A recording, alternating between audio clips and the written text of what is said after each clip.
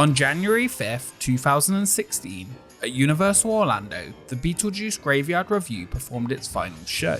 The show, which opened in 1992, had multiple changes over the years and would close to make way for the Fast and Furious Supercharged.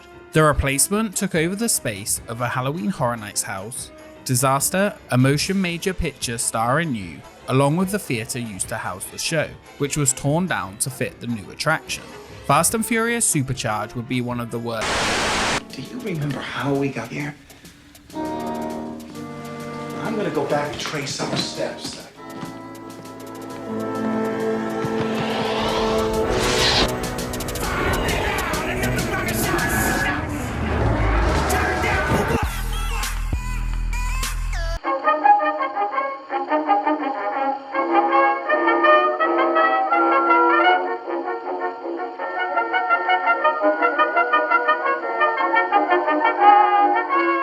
With the opening of Universal Studios Florida in 1990, on the corner of the San Francisco area of the park was the open-air and American Tail Theater, a basic stage setup where guests could stand and watch a show.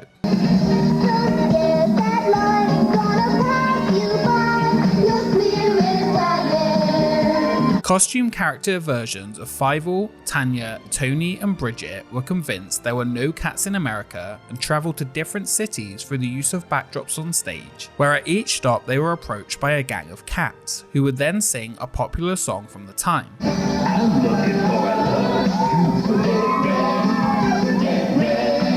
I bet you never thought you would see Fievel's gang singing Madonna's Vogue.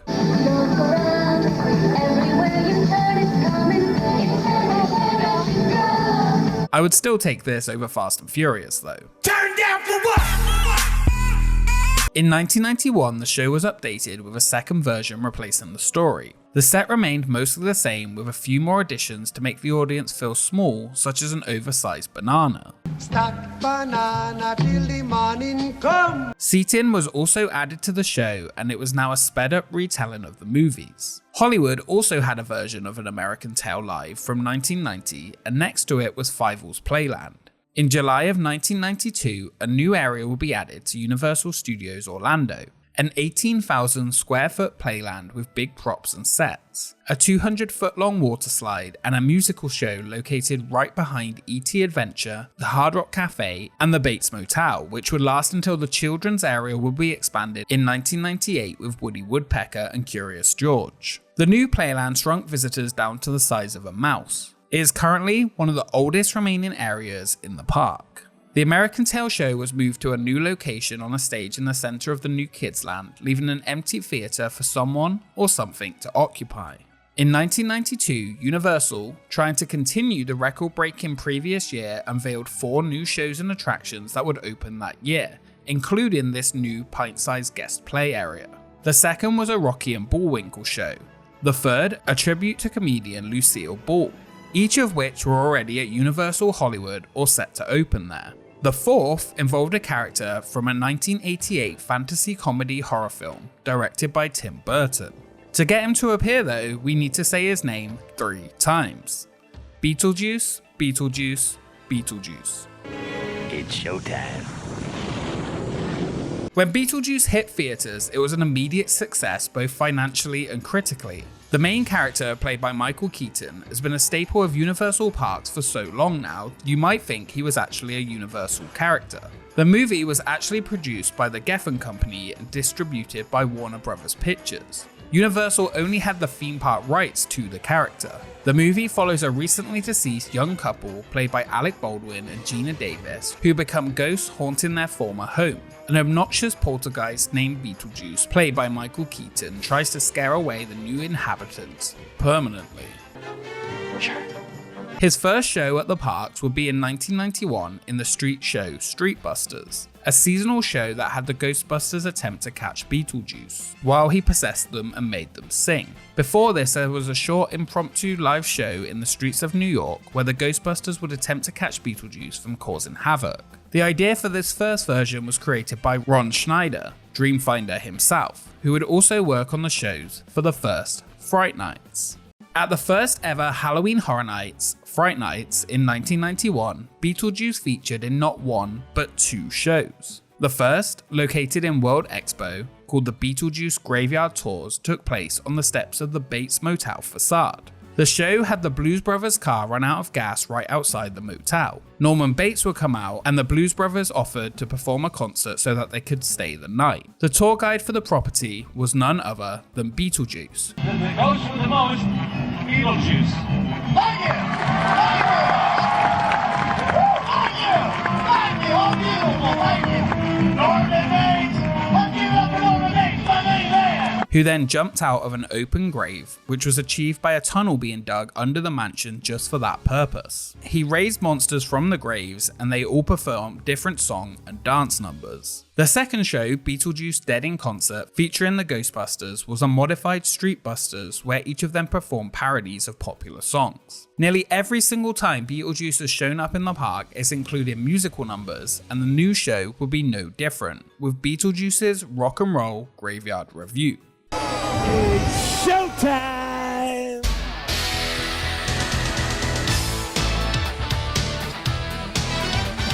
Go get 'em, babies! The new show would open in both Hollywood and Orlando. Imagine, if you will, history's most famous monsters gathered on one stage. Add some rock and roll and throw in some humor and pyro, and you have Beetlejuice's Graveyard Revue. The Hollywood version opened on an outdoor stage near the current site of Super Silly Funland before it was revamped and moved indoors in 1995, replacing the Adventures of Conan, a sword and sorcery spectacular, in the Castle Theatre, where it played until 1999. Its replacement was Spider-Man Rocks, and if you saw my expedition on that, you know how that turned out. Still better than Fast and Furious Supercharged though. Turn down for what? The Orlando version would last a lot longer and go through multiple changes over the years. The first version of the show began once everyone was seated in the outdoor theatre. Well, hey, all you groovy ghouls and guys, it's me, the Ghoul with the Cool. I'm here to tell you about an incredible... Whoa, hey, I forgot to change. After the main theme from the movie plays, a mummified Beetlejuice opens up his coffin on the stage to tell guests that he is wrapped up. Classic. To release him, of course, the audience had to say his name 3 times. Yeah! Oh, thank you! Oh, this is what I call a Mega Monster Makeover! Eat your heart out, Mary Kay, yeah. The show featured an amount of improv by the Beetlejuice actor, where he interacted with the audience, providing some of the PG-13 humor. Not much, you got any money? Take a hike. No, just kidding. Babes, how you doing? You married? You want to buy me dinner or something, or what? Come on, just ditch that guy, all right? Excuse me, Mr. Oh, cool, Beetleberg. she's easy, right? Oh, what? Madonna's agent called, said to tell you she's unavailable. Unsurprisingly, this show did get some complaints for its content. Each monster is then introduced on stage. The original cast featured Beetlejuice as the host, along with the Universal monsters, including the Phantom of the Opera, Dracula, Frankenstein's monster, Wolfman, and the Bride of Frankenstein. It would take up to an hour to get the ghoulish cast makeup ready using mostly plastics adhered to the face. The two most complex being the squared head for Frankenstein's monster and the Wolfman's furry face. Beetlejuice, or as he was known in the show BJ, asked the audience to again say his name 3 times so he can transform the monsters into rock stars. Each of them then sings a song, some of which include Great Balls of Fire by the Phantom of the Opera, Goodness gracious, great balls of fire. BJ, help me 'cause my face is funny. You Make Me Feel Like a Natural Woman,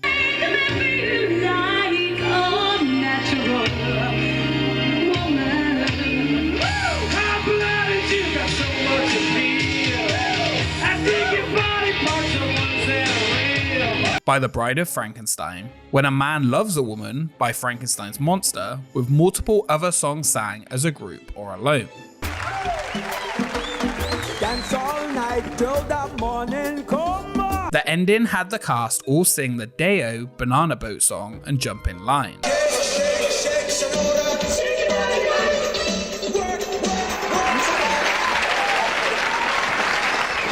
Beetlejuice thanks the audience and asks guests to cheer for the monsters, especially himself. In 1994, the venue was refurbished in Orlando to add a canopy above the seating to block the sun for guests watching. The set remained mostly the same since its opening. In Orlando, the show would remain the same all the way through 2002, with only some of the jokes being updated.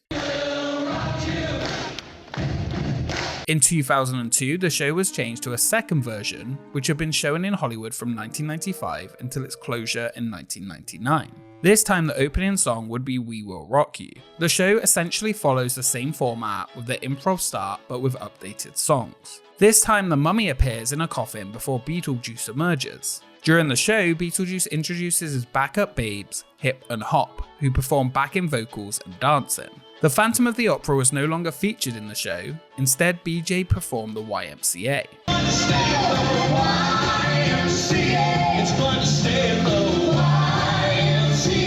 The finale had the whole cast singing Rock and Roll All Night, and the Banana Boat song was not featured anymore. After another 4 years in 2006, a third version was introduced.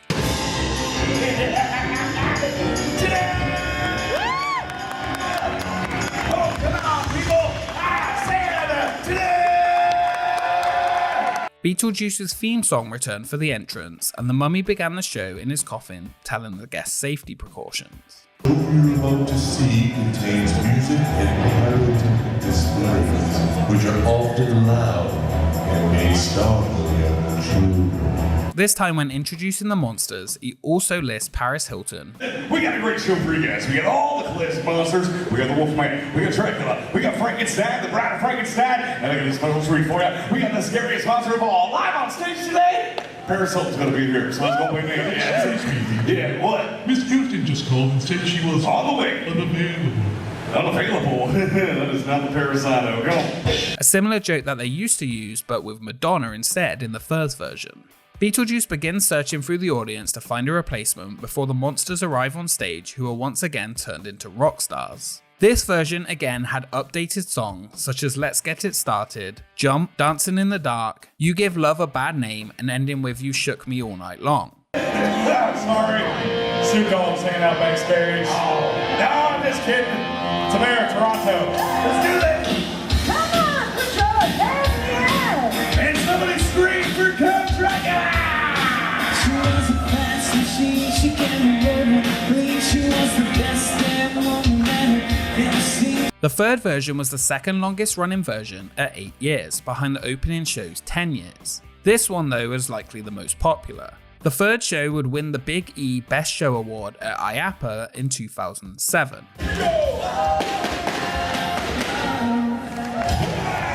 It would once again be updated though in 2014 for the show's final 2 years. The final version had the name Beetlejuice's Graveyard Mashup. This version was a little less rock and a bit more cheesy pop. The mummy intro was cut, and now Beetlejuice would come out from the top and state he was not ready for the show yet. Whoa! Hey! How'd you get in here? Well, don't look at me. It's like singing The Bride Before the Wedding. You're not supposed to see me yet. He would then proceed to interact with the crowd for a few minutes. 4 ghosts would arrive on stage and dance as the Universal monsters appear out the doors and corridors from the stage as they all sang Let's Go Crazy. After the audience said his name 3 times, he reappears behind the smoke jets where the monsters used to be transformed.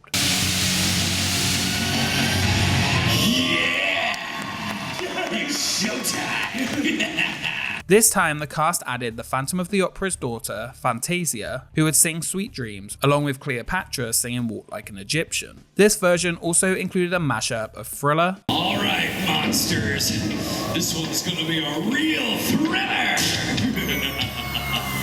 Sight! Now watch me whip, hey. Now watch me nay-nay. Now watch me whip, whip. Watch me nay-nay. Ending with a Ballroom Blitz Let's Go Crazy mashup. Over the years, the show's core remained the same, with updated songs, costumes, and jokes along the way. The theatre has also been home to multiple shows during Halloween Horror Nights, including the 20 Penny Circus, Brian Brushwood, and fan favourite The Rocky Horror Picture Show A Tribute, which used the show sets to retell the story. In August 2015, Universal stated the show would close, and on the 15th of November 2015, Universal Studios announced that the final showing of Beetlejuice's Graveyard Revue would be on December 2nd, 2015, due to the announcement of a new movie-based attraction, Fast and Furious Supercharged.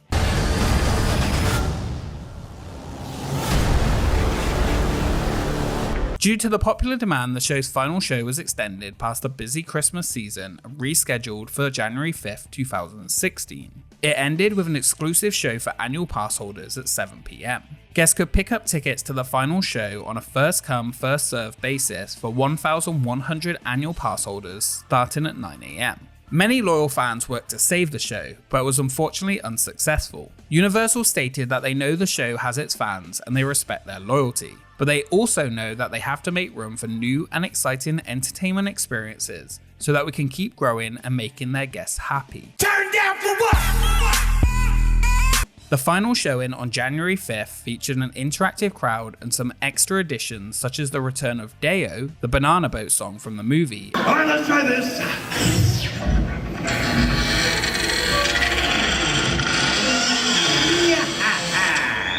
And trust me, this one's going to be a real thriller. Side.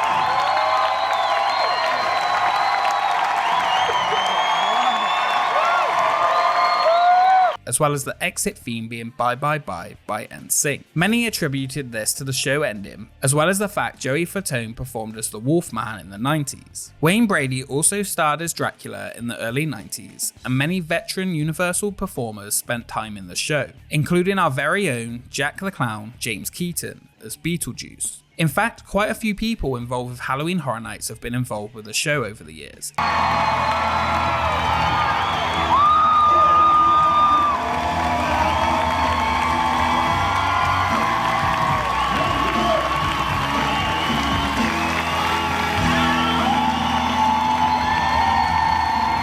The incredibly talented cast and performers for the show sang live and gave huge amounts of energy over the years to make the show the success it was. The Beetlejuice character always channeled the same energy as Keaton did in the movies. Some fans of the Universal monsters thought that they deserved a better experience in the park than Rockstars, but for those that enjoyed the show, it was just pure fun for guests of all ages. With its pop culture references and catchy songs, it was in a way a similar experience to Bill and Ted's Halloween show at the park. Maybe if we can't get the boys back, a certain Ghost with the Most would be a good second choice. Just saying. The show began in 1992 after positive responses to a walk-around interactive character in the park. Sadly today, the walk-around character is all that remains of Beetlejuice at Universal Studios Florida. For 23 years, the high-energy, fan-favorite show entertained guests at Universal Studios, even if some of the references could often feel dated. Some people would ask who the show was for, and to that I would answer, everyone. A 20-minute live show with great singing and high energy is exactly what you need on a hot Florida afternoon in a busy theme park. As with quite a few attractions at Universal, a version of the show does still exist as the Universal Monsters Rock and Roll Show out in Japan.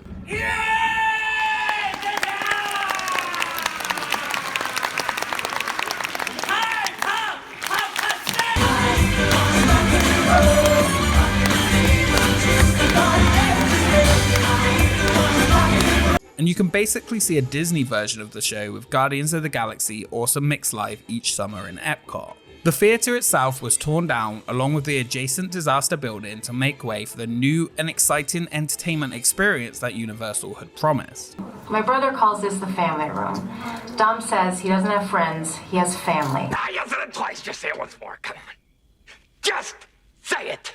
You all already know my thoughts on that though, on my expedition dedicated to it, and that is made even worse by what we lost to make way for it. A show which entertained many for 23 years. A Halloween Horror Nights show and a house location, along with the much loved disaster. Replaced by the worst attraction in Universal Studios history. Now, all that remains is a bobblehead Beetlejuice and a This Car Runs on Beetlejuice sticker in the queue line of an attraction that barely anyone enjoys, once again reminding those who ride it how much was removed for Fast and Furious Supercharged. This is one attraction I won't be saying Beetlejuice 3 times to try and save it from being gutted when the time comes. And boy, I hope that time comes sooner rather than later. Let's go to my place. Come on, let's go. Hurry up. We're going. Move out of the way. I got a live one. Whoa. Thank you so much for watching this episode of Expedition Universal Studios Florida. If you enjoyed it, make sure you subscribe to join the expedition and click the bell icon to be notified of the next Expedition Scream part. Would you like to see Beetlejuice get a show again at Universal? Let me know in the comments below. Follow us on Twitter and Instagram for updates on upcoming episodes, and a special thank you to our Patreons for supporting the channel. We will see you next time.